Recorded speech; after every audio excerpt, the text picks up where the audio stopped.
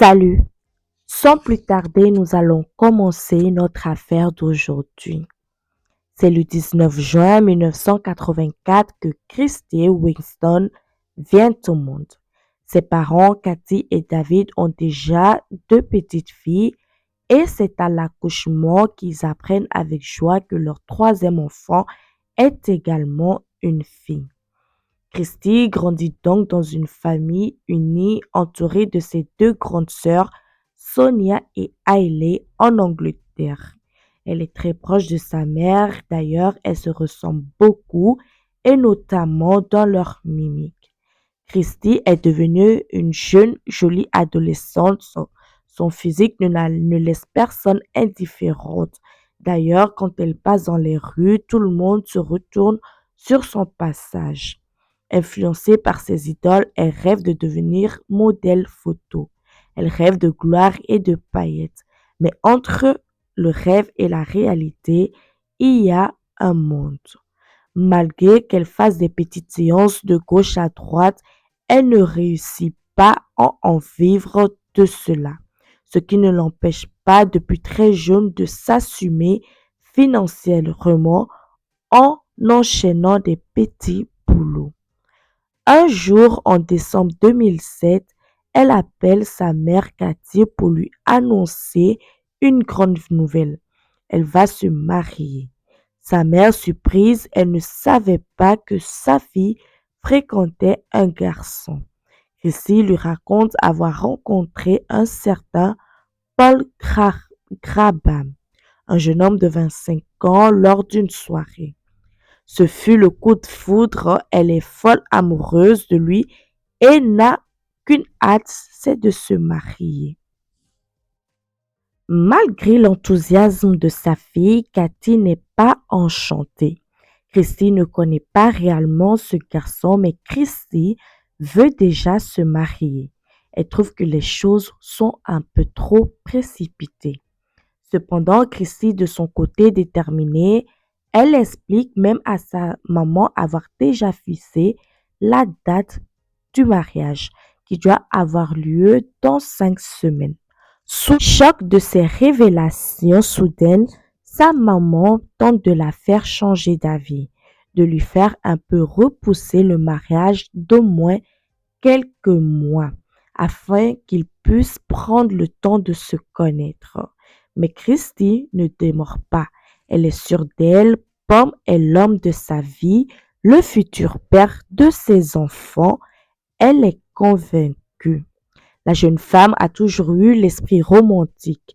Depuis, elle rêve d'un grand mariage, d'une belle famille avec Paul. Elle a l'impression que son rêve est en train de devenir réel. Avant le mariage, elle décide donc de présenter ce fameux Paul à ses parents. Malheureusement, le jeune homme de 25 ans ne va pas leur faire une bonne impression. Il est arrivé tout débraillé, négligé, sale et donc tout abîmé. La famille de Christy est un peu sur la réserve. En plus de cela, il semble être mytho. Visiblement, il essaie de se faire passer pour ce qu'il n'est pas. Ses parents, après cette première rencontre, essayent une nouvelle fois de la dissuader de ne pas se marier. Ils ont un mauvais pressentiment, mais ce n'est que peine perdue car leur fille va épouser ce dernier en février 2008. Malheureusement, Christine va très vite déchanter. Après le mariage, le conte de fées est loin d'être au rendez-vous. Les parents de la jeune mariée sont inquiets de ce mariage, mais ce qu'ils ne savent pas, c'est que depuis de nombreuses années, Christine mène une double vie. Depuis ses 17 ans, la jeune fille ment à sa famille, alors qu'ils pensaient qu'elle vivait grâce à quelques séances de photos et des petits boulots. En réalité, depuis 6 ans, Chrissy se prostitue. Elle n'en est pas fière, mais elle n'assume pas ce mode de vie et cache son activité à sa famille ainsi qu'à ses amis. Elle travaille dans une maison close Elle se fait même appeler Megan. Lorsqu'on lui demande ce qu'elle fait dans cette maison close, elle raconte qu'elle est seulement réceptionniste. Elle ne vend pas son corps. Christy a honte de dire la vérité à sa famille. Elle a peur du jugement et surtout, elle a peur de les décevoir. C'est uniquement pour l'argent que la jeune femme fait cela. Elle espère en secret qu'un jour, elle rencontrera le prince charmant. Ils s'aimeront inconditionnellement et celui-ci le permettra de sortir de cette situation. Et vous l'aurez bien compris, c'est en Paul qu'elle reconnaît ce prince charmant. Christy et Paul en réalité se connaissent depuis 3 ans. Au départ, rien de très sérieux, ils s'étaient rencontrés lors d'une soirée en 2004 et avaient passé la nuit ensemble. Après cela, ils s'étaient vus quelques fois en tant qu'amis avant de perdre le contact. Pendant 2 ans, après leur première rencontre en décembre 2007, ils s'étaient retrouvés. Il avait poussé la porte de la maison close dans laquelle elle travaillait en tant que client. C'est ainsi qu'ils se sont revus et ont renoué le lien. Il lui avait d'ailleurs dit qu'il pensait souvent à elle et qu'elle lui voulait rattraper le temps perdu. De clients, la relation est devenue rapidement sérieuse et amoureuse. Chrissy est folle de joie qu'avec son métier, elle avait du mal à trouver quelqu'un qui pourra l'accepter qu'elle est. Elle pense qu'avec Paul, elle a enfin trouvé celui qu'elle attendait. Il va accepter la situation, il va pas la juger. Ils sont faits l'un pour l'autre. Elle en était persuadée et ensemble, ils décident très vite de se marier. La jeune femme a l'impression de vivre un rêve.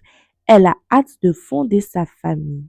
Malheureusement et très rapidement, après le mariage, Paul va révéler son vrai visage. Alors qu'il racontait à la famille de Christy avoir fait 1000 choses, en réalité, le jeune marié ne fait pas grand-chose. Il a eu une scolarité chaotique, il se prostituait étant bien qu'avec les femmes et avec les hommes. Il est aussi adepte aux consommations de drogue.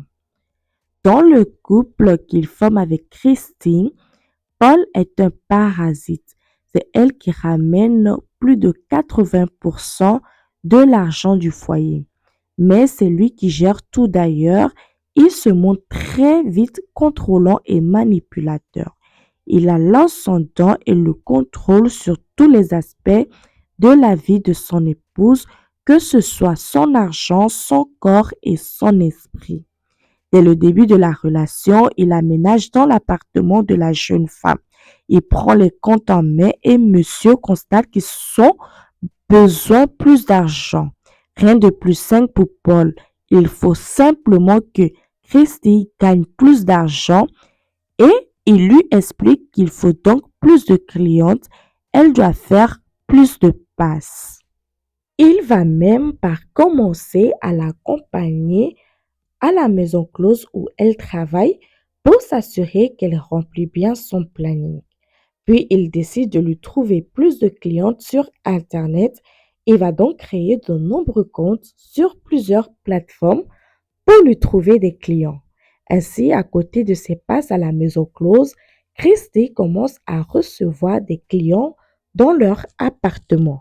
Elle qui rêvait d'abandonner au plus vite ses activités va encore plus travailler qu'auparavant pour financer le train de vie du couple qui se repose presque ou exclusivement sur ses épaules. Étant donné que tous les deux consomment quotidiennement de la drogue, il leur faut beaucoup d'argent. En effet, ils dépensent plus de 1000 $ par semaine là-dedans. Christy est extrêmement déçue. Elle n'avait pas envisagé la vie de couple ainsi, mais elle est amoureuse.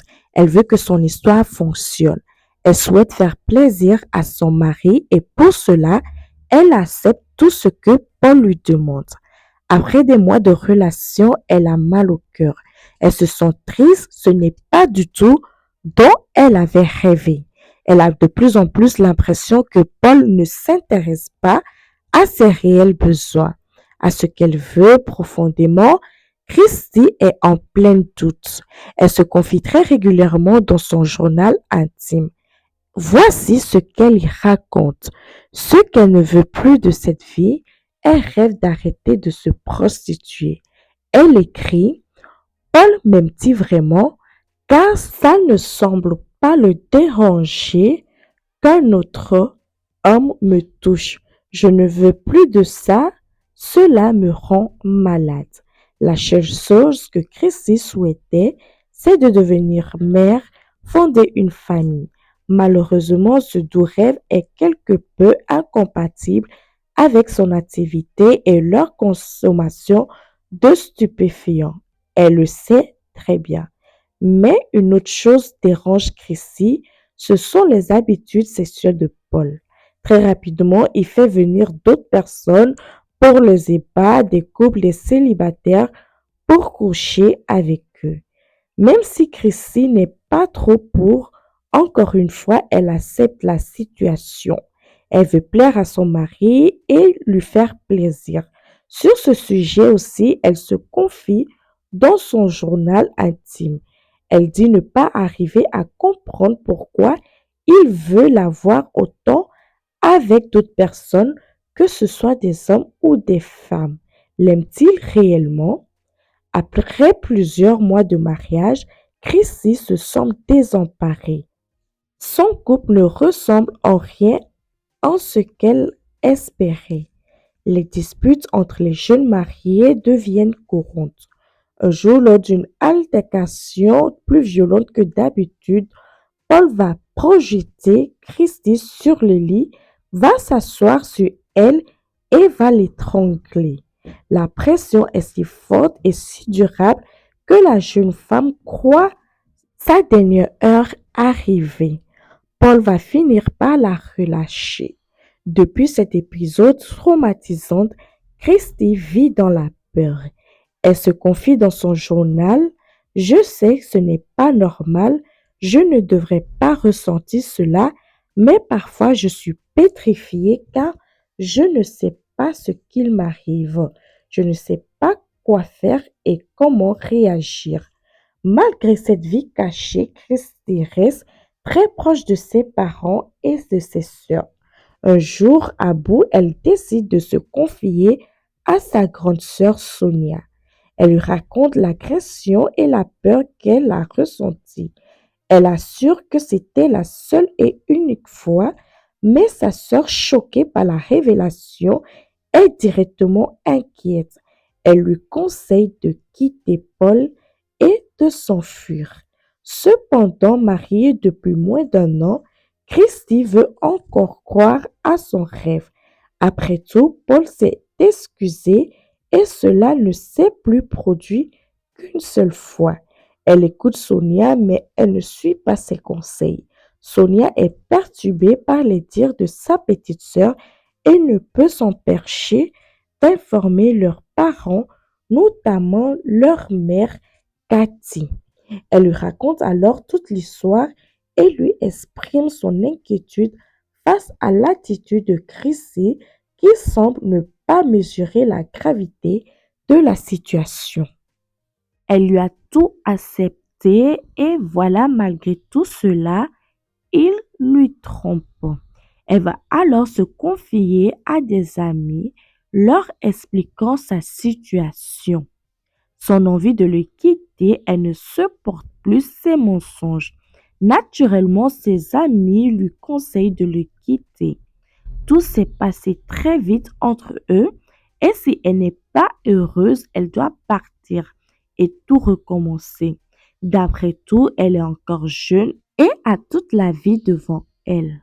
Chrissy contactera alors sa mère et voici ce qu'elle lui dit. Papa et toi avez raison. Je vais vous écouter maintenant et je vais rompre avec Paul. Mais hélas, sortir d'une relation toxique n'est pas si simple que cela. Alors qu'elle envisageait pendant plusieurs jours de partir et de recommencer à zéro, Christie change finalement d'avis et décide d'accorder une énième et dernière chance à son mariage. Ses amis, sa famille sont impuissants, réalisant que la jeune fille est sous emprise de Paul. Celui, une emprise qui lui sera d'ailleurs fatale. Le samedi 28 mars, réconcilié, le couple décide alors de sortir avec des amis. Ce soir-là, fidèles à leur habitude, ils consomment tous les deux de l'alcool et de la drogue. Au cours de la soirée, une violente dispute éclate. Les amis sont habitués, la tension monte et Paul décide alors de rentrer chez lui. Chrissy, de son côté, préfère laisser tomber la pression et finit la soirée en compagnie de ses amis. Plus tard dans la nuit, elle commande un taxi pour rentrer chez elle. Le chauffeur la dépose devant sa maison et à partir de là, plus personne n'aura de ses nouvelles. Le dimanche, comme à son habitude, sa mère Cathy tente de la contacter, mais sans succès. Elle se dit que sa fille la rappellera plus tard. Malheureusement, dans la journée passe et toujours aucune nouvelle de Christine. Le lundi 30 mars, elle reçoit un appel de Paul lui demandant si elle sait où se trouve sa fille. La mère de famille a immédiatement un mauvais pressentiment. Paul lui explique que dans la nuit de samedi à dimanche, Christy est rentrée après lui. Au petit matin, elle a pris quelques affaires, puis elle est repartie. Depuis, il n'a aucune nouvelle. Il ajoute qu'il a contacté certains de ses amis la veille pour savoir où elle se trouvait, mais personne ne l'a vue. Consciente des problèmes que rencontre le couple, Cathy se montre méfiante. Elle demande alors à Paul de signaler la disparition de sa fille à la police. Ne lui faisant pas confiance après l'appel, elle décide elle-même d'appeler la police pour leur raconter et leur expliquer ses inquiétudes car Paul a déjà étranglé Christy. Elle craint qu'il ait fait du mal à sa fille. Lorsque Sonia apprend que sa petite sœur est introuvable, elle soupçonne elle aussi directement Paul. Elle décide de l'appeler pour lui soutirer des informations.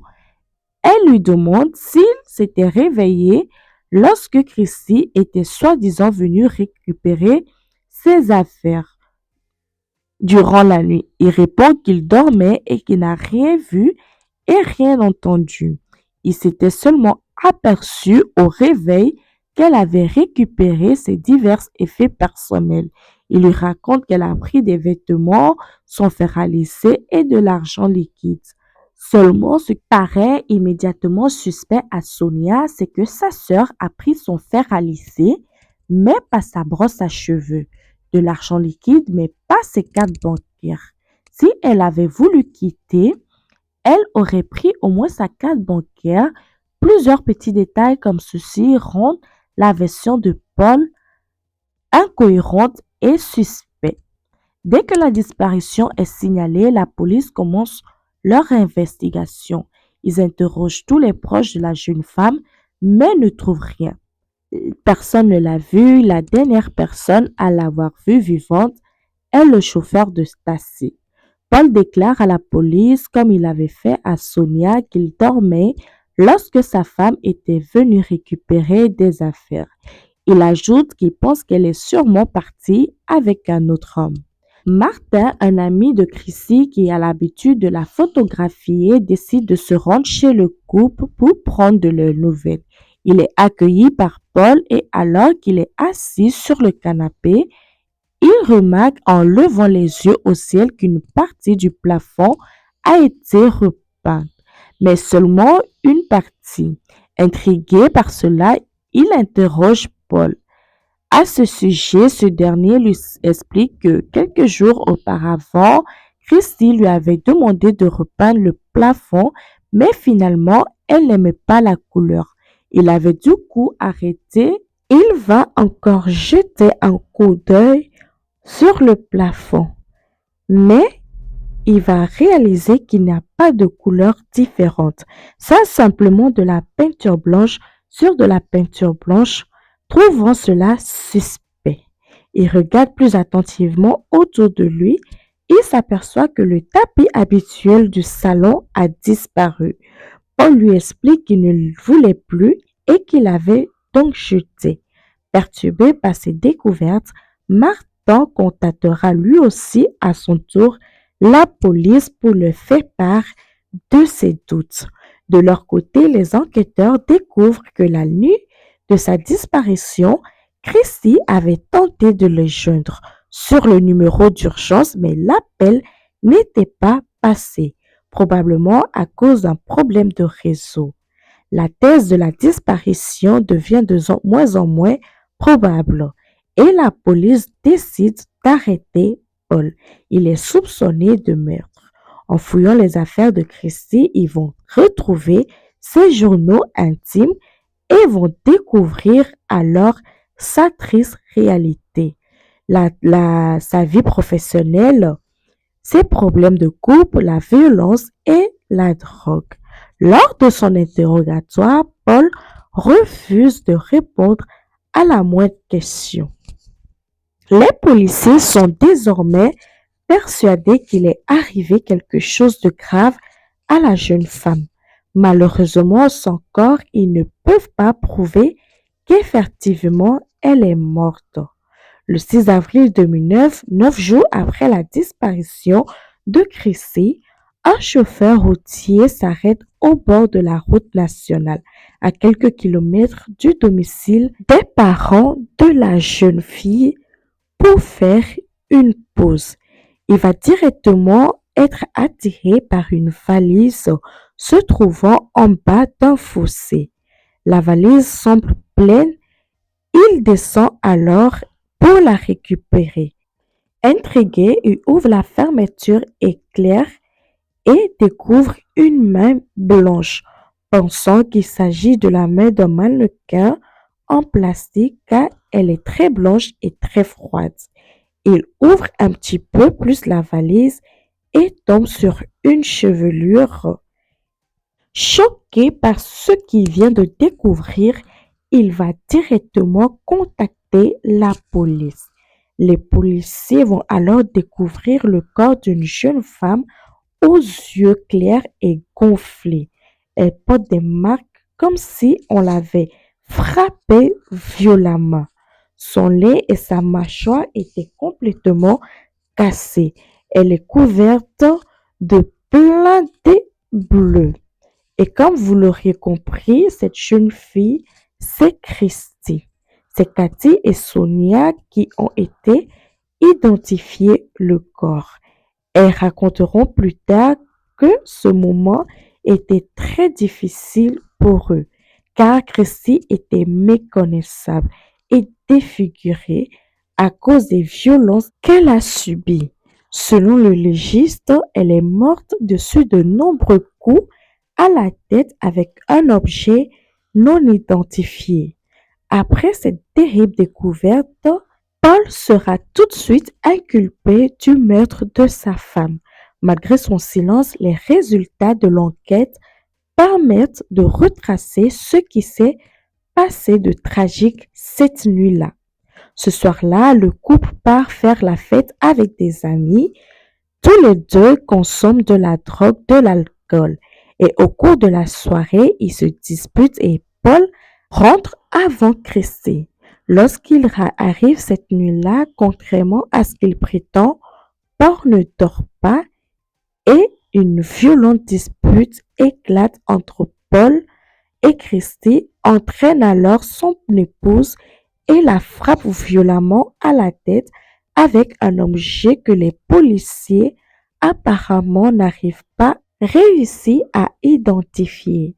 Cette nuit-là, les voisins entendent de disputes, des cris, d'étouffements comme si quelqu'un était comme quelqu'un en train d'étrangler. Mais personne ne réagit car le couple se dispute souvent et ils pensent que c'est une énième dispute. Plus tard dans la nuit, ils entendent un bruit semblable à quelque chose qu'on traîne sur le sol de lourd, puis un bruit de quelqu'un faisant le ménage. Malheureusement, personne ne prévient la police. Les voisins ne voulaient s'en mêler. Après avoir frappé et tué Christet, Paul doit encore se débarrasser du corps. Il tente d'abord de mettre devant dans une valise, mais le corps est trop grand. Sous pression, il envisage de le couper en deux au niveau du tronc. Cependant, il ne possède pas les outils nécessaires et la tâche s'avère trop complexe, trop long et trop salissant. Il tente alors une nouvelle fois de faire entrer le corps dans la valise et cette fois-ci, il y parvient. Il charge ensuite la valise dans la voiture de Christie, puis au bout de quelques kilomètres, il se débarrasse du corps en le jetant en contrebas d'une petite route dans un fossé. Ne pensa pas qu'il serait découvert si rapidement. En revenant dans l'appartement, il constate que le sang a éclaboussé partout. Il nettoie soigneusement les lieux et jette le tapis ensanglanté. Et par paresse va nettoyer qu'une partie du plafond et ce qui va d'ailleurs attirer l'attention de Martin, l'ami de Christie. La famille de Christie pense même qu'il a feuilleté l'album photo de leur mariage ce soir-là car ils vont retrouver une empreinte ensanglantée sur l'une des pages lorsqu'ils vont récupérer les affaires de leur fille. Ils étaient mariés depuis moins d'un an. Le procès de Paul s'ouvre donc au début de l'année 2010. Il plaide non coupable. C'est un moment très éprouvant pour la famille de Christie car ils doivent entendre tous les détails sordides de la vie de leur fille, y compris des aspects de sa vie sexuelle. Le 4 février 2010, après s'être retiré pendant 5 heures, le jury va déclarer Paul coupable du meurtre de sa femme. Il est condamné à la réclusion à perpétuité avec une peine de sûreté de 19 ans. Ce terrible drame a profondément touché la famille de Christie. 5 ans plus tard, sa sœur Hailey a sombré dans une profonde dépression et dans l'alcoolisme. Elle aussi, à son tour, va perdre la vie suite à une overdose d'alcool alors qu'elle n'avait que 31 ans. Merci d'avoir regardé la vidéo. N'oubliez pas de vous abonner et on se retrouve dans une prochaine vidéo.